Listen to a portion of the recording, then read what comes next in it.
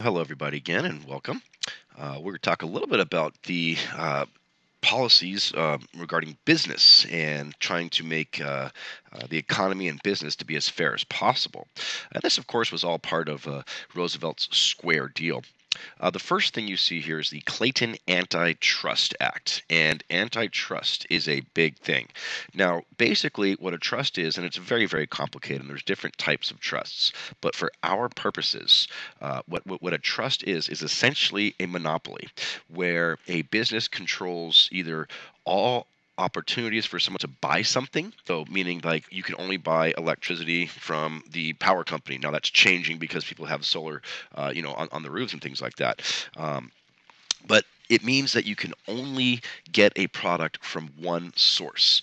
The other definition is where one company controls all the aspects of production. So from mining to manufacturing to delivering, to sales to everything.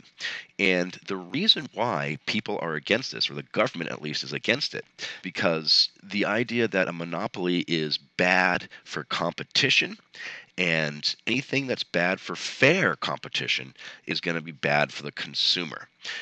The idea that fair competition will always produce a better product and eventually at a cheaper price. That's really what's being supported here. If you don't have fair competition, you also don't really have a choice. And you can sort of see from this cartoon here, you see the monopolistic trust, a big, huge boulder that is blocking the highway of competition. And you see all the businesses here, these little trucks here. And then the hammer here is Federal Trade Commission. So the idea is supposedly be able to break up this big, huge rock that's blocking the highway of fair competition. You would need the protections of the Clayton Antitrust Act, which eventually would form the Federal Trade Commission. So, long story short, the Clayton Antitrust Act is a law that weakened, didn't get rid of, but weakened monopolies and also upheld the rights of unions and farm organizations, allowing for peaceful strikes. Now, strikes are always going to be a very controversial thing, as we'll see in the future still, but peaceful strikes tend to be vastly, vastly more effective. When you have any sort of violence in really anything, then people just tend to stop listening, and your message just gets lost. There's the Federal Trade Commission, and its whole goal was to promote fair, and there's that word fair, promote fair business practices and enforce the ban on trusts and monopolies. Now, the idea of fair, everyone's going to have slightly different definitions of what fair is, and we can agree to disagree on some things, but I think for the most part, we all understand that a level playing field, you play by the same rules, not one group gets favored over the other. That fair is. And, ultimately, it is up to the Federal Trade Commission to decide, what fair business practices are. The Federal Reserve System. We have a video on this, and this is one of the more controversial things, but it essentially is the national banking system that was begun in 1913.